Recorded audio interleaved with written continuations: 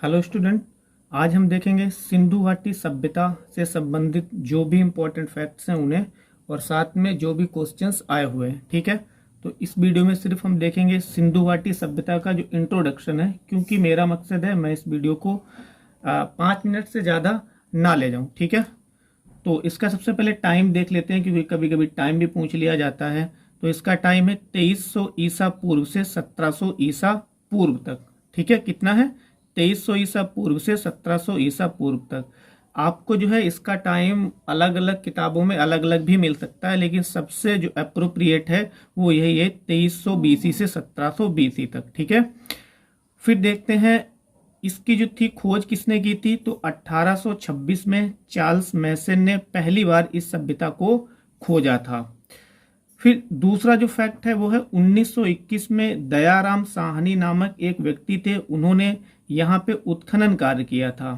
तो इसीलिए इन्हें ही हड़प्पा घाटी सभ्यता और सिंधु सभ्यता के जनक के रूप में जाना जाता है। मतलब किन्हें? दयाराम साहनी को। कब? 1921 में। किस किस के जनक के रूप में इन्हें जाना जाता है? तो हड़प्पा घाटी सभ्यता और सिंधु घाटी सभ्यता है, क्योंकि ये नाम अलग अलग हैं, लेकिन ये जो सभ्यता है वो एक ही नाम से जानी जाती है, चाहे उसे हड़प्पा घाटी सभ्यता बोल लें या सिंधु घाटी सभ्यता बोल लें। ठीक है, तो अगर क्वेश्चन आता है कि हड़प्पा घाटी सभ्यता या फिर सिंधु सभ्यता के जनक कौन कहे जाते हैं या कौन कहलाएंगे, तो कौन होगा? दयाराम साहनी।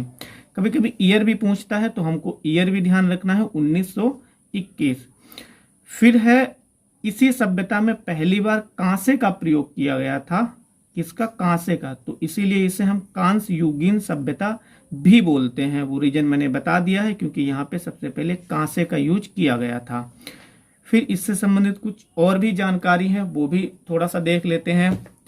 ये जो सभ्यता थी वो पूर्ण रूप से नगरीय सभ्यता थी। आपको पता होगा हम जो है 21वीं सेंचुरी चल रही है, 21वीं सेंचुरी में हम स्मार्ट सिटी की बात करते हैं, लेकिन जो ये सभ्यता थी सिंधु घाटी सभ्यता, लगभग में आज से 4000 वर्ष पहले यहाँ पे नगर मौजूद थे। और वो नगर कैसे थे? वो दोनों तरीके के थे, आयताकार भी थे और वर्गाकार भी थे। और जो मुख्य नगर थे वो लगभग में 2 भागों में विभाजित होते थे। जो पश्चिमी वाला भाग था वो कैसा था? वो ऊंचा भाग होता था, और वहां पे जो वीआईपीज थे, जैसे नगर का जो प्रशासक हुआ करता था, या फिर उस नगर का जो राजा, या फिर जो अमीर लोग हुआ करते थे, वो सिंधु घाटी सभ्यता में कहाँ रहते थे? नगर के अधिकतर पश्चिमी इलाके में, क्योंकि पश्चिमी इलाका ही रिहायशी इलाका बोला जाता था। और जो दूसरा भाग बच जाता था पूर्वी क्षेत्र, वो नीचे हुआ करता था, और वहां पे जो आम जन लोग हुआ करते थे वो रहते थे। ठीक है, फिर है इस सभ्यता में लोग जो है क्या क्या उगाते थे? तो गेहूं उगाते थे, जौ, मतलब इनका जो है प्रमाण मिला हुआ है, राई, मटर। और उसके बाद में कौन कौन से जानवर पालते थे? तो गाय, बैल, बकरी, सुअर। तो इनका जो है पालन भी होता था, और इतने जो अनाज थे ये भी उगाए जाते थे। साथ में ये वाला क्वेश्चन बहुत ज्यादा पूछा जाता है, इस सभ्यता में पहली बार कपास का उत्पादन भी किया गया था। तो क्वेश्चन आता है, बताइए कि किस सभ्यता में जो है कपास का उत्पादन किया गया था? तो किसमें किया गया था? सिंधु घाटी सभ्यता में सबसे पहले कपास का उत्पादन किया गया था। यहाँ के जो मूल निवासी हैं उन्हें हम द्रविड़ कहते हैं। आपने हिस्ट्री पढ़ी होगी तो उसमें पढ़ा भी होगा द्रविड़। तो यहीं के जो निवासी थे उन्हें क्या कहा जाता था? उन्हें द्रविड़ कहा जाता था।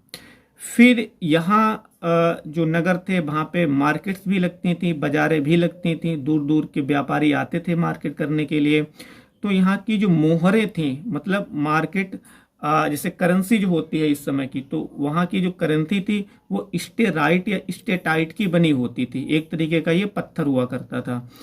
और इसका आकार कैसा था इन मोहरों का, करेंसीज का? तो इनका कुछ तो ये गोलाकार थी, यानी वर्गाकार जिन्हें हम बोलते हैं, यानी गोलाकार की, और कुछ आयताकार थी, यानी कुछ रेक्टेंगल टाइप की थी। तो कुल मिला के हमने इसमें सिर्फ इंट्रोडक्शन देखा है, क्योंकि अगर हम एक पार्ट में इसे पूरा कवर करेंगे, बड़ा टॉपिक है, तो काफ़ी लंबा वीडियो हो सकता है। इसीलिए ये आगे पार्ट 2 और पार्ट 3 में आएगा।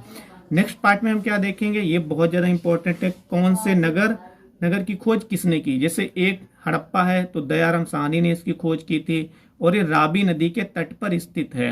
यहाँ से क्या क्या चीजें मिली हैं, तो बैलगाड़ी मिली है, अन्ना गाड़ी मिली है, ताबूत मिला है, कुआं मिला है, और उसके बाद में बांट मिले हैं, और उसके बाद में पासा मतलब खेलने वाला जो खेल हुआ करता था वो पहले पासा के खेल हुआ करता था इस सभ्यता में। ठीक है, ओके।